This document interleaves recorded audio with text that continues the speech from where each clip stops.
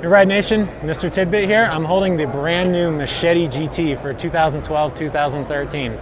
I know you guys all know the Machete because it's been out for several years, award-winning board that everybody loves, and I'm sure you think, oh, I love my Machete, I don't need anything new, but this is going to change your mind. So for 2013, this is featuring a few new features for Ride this year that I think you're absolutely going to love, and it's going to make you want to upgrade to this from your old Machete or maybe even some of your other decks. So the biggest thing for 2013 is this features Ride's new hybrid low-rise rocker. So basically what you're going to get is a flat stable zone from the center out to the contact points. You're going to get a low-rise rocker on the nose and a low-rise rocker on the tail, and then you're going to have a slight camber infused all the way back through. So some of you may know the current all-mount or the twin hybrid, and the current twin hybrid really only has a slight rocker on it, so this is almost double, I would say, on each. So you're going to get a much more playful feel as you're screwing around in the park, dicking around on the mountain. You know, it's going to give you that much more play compared to what the DH2 had last year. The other big change for this year is it now has Ride's new pop walls. Now you're going to find the pop walls on the nose and on the tail. You're not going to have pop rods anymore whatsoever. So before, pop rods were inserted right here and right here in the tail. Now you're going to have your pop walls run from where your inserts start at the center of the deck through your contact point.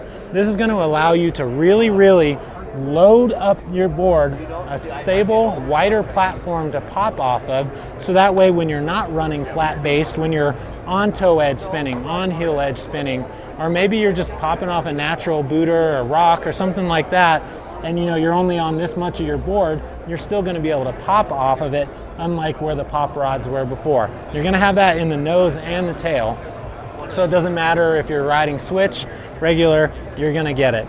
The other big thing that does too, though, as the energy builds up into this as you're carving, as you're spinning, it accelerates. So you definitely get faster spins, faster carves, and it's going to help you bring around that 360, that 540, or hell, maybe you're even in 1080s. It's going to help you get that last little bit around and save your ass from eating it.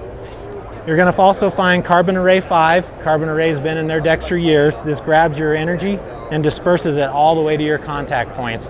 Basically what that does is it gives you a nice smooth, even transition. You're using your entire effective edge, nice smooth carves all the way down through the mountain.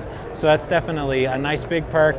The low-rise rocker on the nose and tail is definitely going to allow you to get some flow in powder. So this is a board you can take out in the morning, hit the stashes, run through the trees, and when it's tracked out, run out to the park, and this will handle everything in the park. Rails, booters, boxes, half pipe, everything. There isn't anything this board can't handle. So if you're a big fan of response, you like something that's going to carve, but you want a loose feeling so you don't hang up when you're playing around on stuff, this is definitely a board you're going to want to check out when it comes out in the fall.